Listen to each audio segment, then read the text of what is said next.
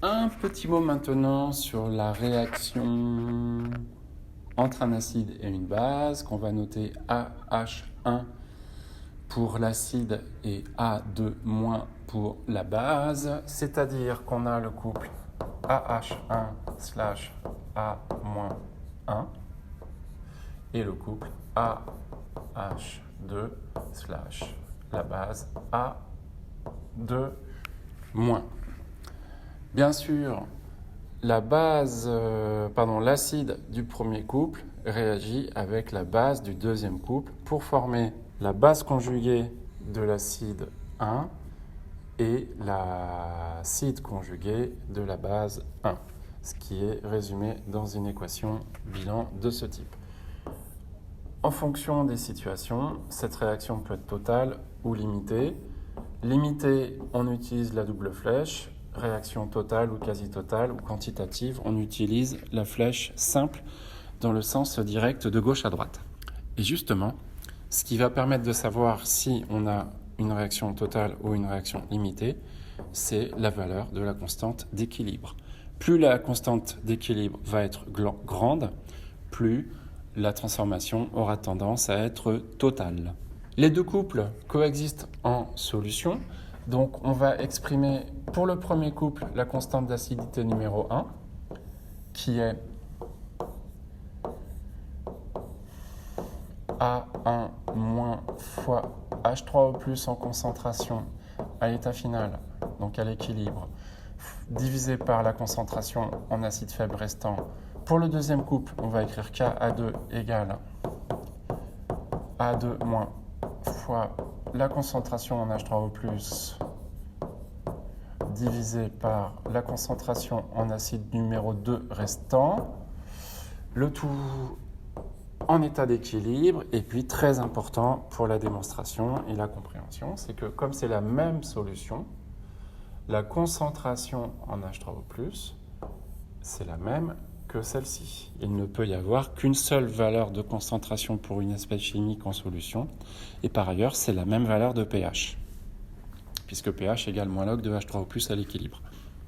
L'expression de la constante d'équilibre de cette réaction, qu'on va appeler K, s'exprime par le rapport des activités, donc des activités mises à la puissance coefficient stoichiométrique. Donc on a l'activité de l'acide faible du deuxième couple multiplié par la base faible du premier couple, divisé par l'activité de l'acide faible du premier couple,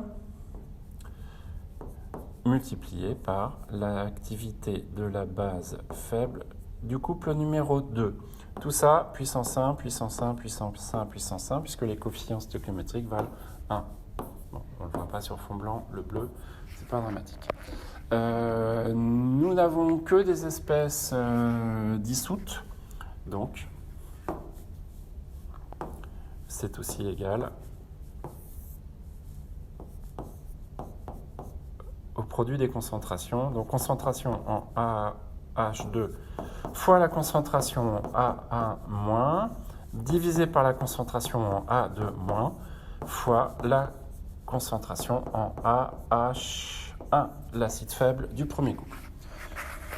Ce qu'il faut remarquer, c'est que les quatre concentrations qui apparaissent ici, on les retrouve dans les constantes d'équilibre avec, pour le premier couple, A2- et AH2 dans cette partie de la fraction. Pour le premier couple, A1- en concentration, AH1 en concentration. Ici, j'avais oublié un 1, donc ça permet de les retrouver. Donc, il y a un petit tour de passe-passe mathématique. C'est le suivant. On multiplie par la concentration en H3O+, au numérateur et au dénominateur cette fraction.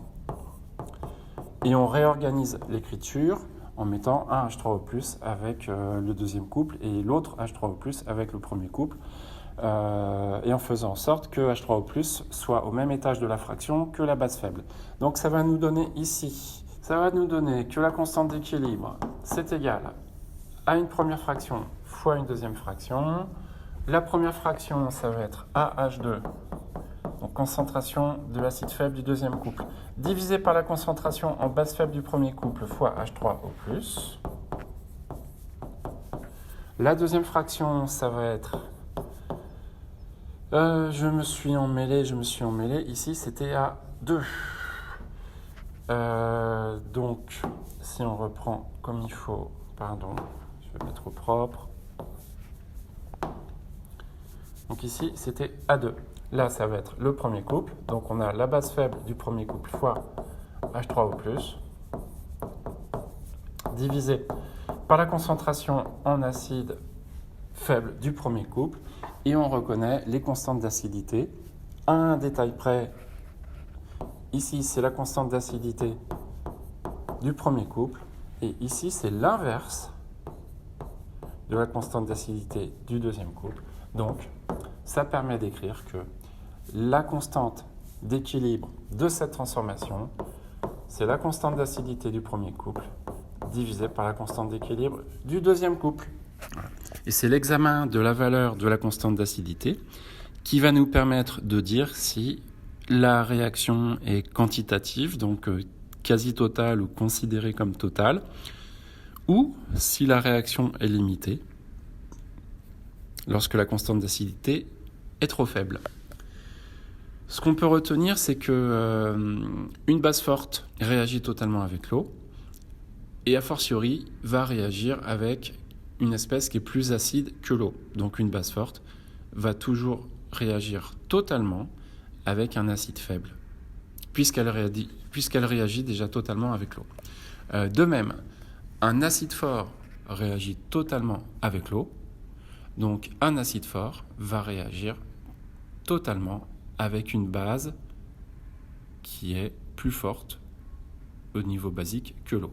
Donc en conclusion, un acide fort réagit toujours avec une base, que celle-ci soit faible ou forte également. Là où la question se pose, de savoir si la transformation est limitée ou pas, c'est lorsqu'un acide faible réagit avec une base faible. Plus l'acide aura tendance à être fort dans la catégorie acide faible, plus la base aura tendance à être forte dans la catégorie base faible, plus la réaction aura tendance à être quasi totale, quantitative.